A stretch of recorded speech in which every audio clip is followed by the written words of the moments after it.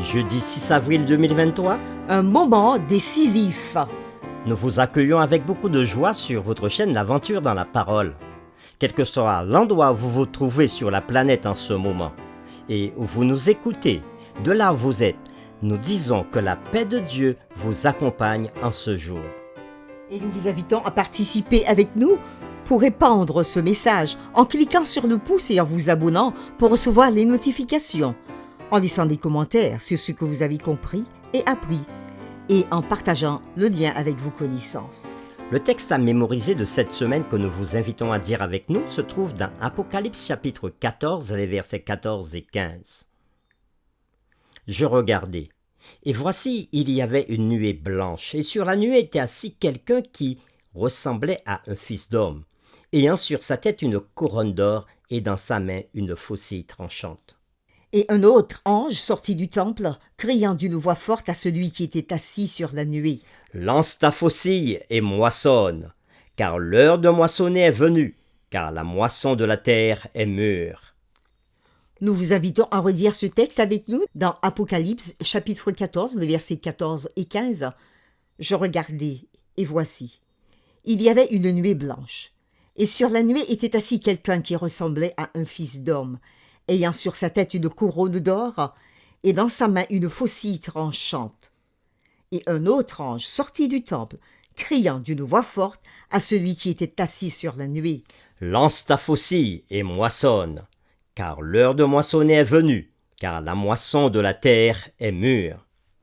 Quel est le symbole de la moisson et comment pouvons-nous faire partie de la moisson des grains d'or et non des grappes de la vigne de la terre? Toute semence produit une moisson. Toutes les racines produisent des fruits, qu'ils soient bons ou mauvais.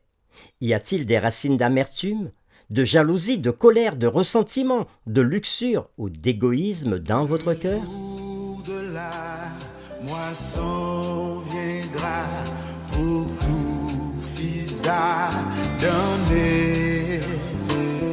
et ce que l'homme aura semé, il le moissonnera. Les réflexions de cette semaine nous aident à répondre à ces questions et aujourd'hui nous le ferons avec la séquence. Toute semence produit une moisson. La moisson de grains d'or représente les justes. Et la moisson des grappes de la vigne représente les injustes ou les perdus. Les deux moissons sont pleinement mûres. Chaque graine semée a atteint sa pleine maturité. Lisons ensemble Apocalypse chapitre 14, les versets 17 à 20, et nous répondrons à la question suivante. Que signifie l'expression « la grande cuve de la colère de Dieu » ? Nous lirons aussi les textes de Apocalypse chapitre 14, le verset 10, puis Apocalypse chapitre 15, verset 1, et Apocalypse chapitre 16, verset 1. Nous lisons Apocalypse 14, versets 17 à 20. Et un autre ange qui avait autorité sur le feu sortit de l'autel et s'adressa d'une voix forte à celui qui avait la faucille tranchante, disant « Lance ta faucille tranchante et vendange les grappes de la vigne de la terre, car les raisins de la terre sont mûrs. » Et l'ange jeta sa faucille sur la terre, et il vendangea la vigne de la terre, et jeta la vendange dans la grande cuve de la colère de Dieu. Et la cuve fut foulée hors de la ville, et du sang sortit de la cuve jusqu'aux morts des chevaux sur une étendue de 1600 stades. Nous lisons maintenant Apocalypse chapitre 14, le verset 10. Il boira, lui aussi, du vin de la fureur de Dieu versé sans mélange dans la coupe de sa colère, et il sera tourmenté dans le feu et le soufre devant les saints anges et devant l'agneau. Apocalypse chapitre 15, verset 1er. Puis je vis dans le ciel un autre signe, grand et admirable, 7 anges qui tenaient 7 fléaux, les derniers, car par eux s'accomplit la colère de Dieu. Et Apocalypse chapitre 16, le verset 1. Et j'entendis une voix forte qui venait du temple et qui disait aux 7 anges, « Allez et versez sur la terre les 7 coupes de la colère de Dieu. » Après lecture de ces différents textes que nous avons vus dans Apocalypse chapitre 14, le verset 17 à 20, puis Apocalypse chapitre 14, verset 10, Apocalypse 15, verset 1 et Apocalypse 16, verset 1, que signifie l'expression « la grande cuve de la colère de Dieu » ? Le texte d'Apocalypse chapitre 14, le verset 18 dit ceci. « Et un autre ange qui avait autorité sur le feu sortit de l'autel. Voici l'ange qui commande le feu du jugement dernier de Dieu. La moisson est mûre, le péché a atteint ses limites, la rébellion a franchi la limite de la miséricorde de Dieu. Aussi maléfiques et mauvaises que soient les choses, elles vont devenir encore pires avant que tout ne soit terminé. Un Dieu d'amour a fait tout ce qu'il pouvait pour nous, y compris s'offrir sur la croix en sacrifice pour nos péchés. Dans 2 Corinthiens chapitre 5, le verset 21, il est dit « Celui qui n'a point connu le péché, il l'a fait devenir péché pour nous, afin que nous devenions en lui justice de Dieu. » Et dans Galates chapitre 3, verset 13, nous pouvons lire « Christ nous a rachetés de la malédiction de la loi, étant devenu malédiction pour nous, car il est écrit « Maudit est quiconque est pendu au bois ». Oui, Dieu est un Dieu miséricordieux, et il fait tout pour que l'homme soit sauvé. Mais à la fin, lorsque le péché sera arrivé à son comble, il jugera le monde avec justice. Et à ce moment, cette cuve qui représente la colère de Dieu, sa haine pour le péché, sera remplie et foulée aux pieds. Que pouvait faire Dieu au-delà de cette croix? Jésus est mort sur la croix pour chacun de nous, pour notre délivrance. Que pouvait faire Dieu au-delà de cette croix? Il n'y a rien de plus que la grâce puisse faire pour racheter ceux qui ont rejeté le Saint-Esprit à plusieurs reprises. Voici le message prophétique et urgent d'Apocalypse 14. Chaque graine est prête pour la moisson.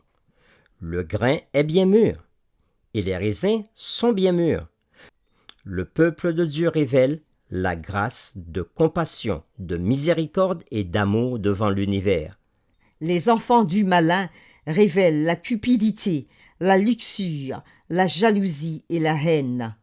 Le caractère de Jésus est révélé dans un groupe Et le caractère de Satan dans l'autre.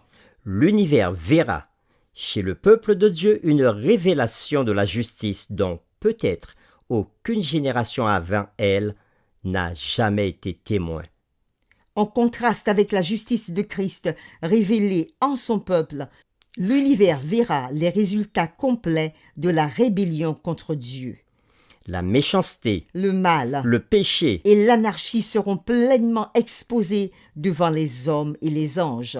le contraste entre le bien et le mal, Ce qui est juste et injuste l'obéissance et la désobéissance, sera bien visible à tous dans l'univers, pour les humains. comme pour les anges. Pour terminer, réfléchissons à ces questions. Dans quelle mesure pouvons-nous discerner le contraste entre le bien et le mal? Dans la lecture de Hébreux chapitre 5, le verset 14, il nous est dit « Mais la nourriture solide est pour les hommes faits, pour ceux dont le jugement est exercé par l'usage à discerner ce qui est bien et ce qui est mal. » Pourquoi est-il important que nous discernions dès maintenant ce qui est bien de ce qui est mal? Nous vous invitons à prier avec nous. Seigneur, aujourd'hui encore ta parole nous a été enseignée et tu nous as permis de comprendre qu'il arrivera un jour où le jugement exécutif sera rendu. Et cela est représenté dans le texte d'Apocalypse par cette cuve qui déborde, cette cuve qui est foulée. Oui, le mal arrivera à son mûrissement et le mal sera détruit à tout jamais par toi. Mais aussi, ta vérité et ta justice sera révélée à travers ton peuple, à travers tes enfants qui vivront à la fin des temps. Et dans les derniers jours, ton peuple tes enfants qui vivront ce moment représentent les grains de blé qui sont mûrs. Comme le péché sera mûr, de même ta grâce et ta justice sera mûre aussi dans le cœur de tes enfants. Seigneur, aide-nous aujourd'hui à faire la différence entre le bien et le mal, à faire la différence entre ce qui est bien de ce qui est mauvais, afin que nous puissions nous préparer et ne pas être dans cette cuve de ta colère, mais bien au contraire, de faire partie de ces grains d'or. Merci, merci encore une fois pour ces grandes leçons que tu nous donnes, afin que nous ne soyons pas ignorants de ce que tu as prévu pour ton peuple. Nous t'avons prié au nom de Jésus. Amen.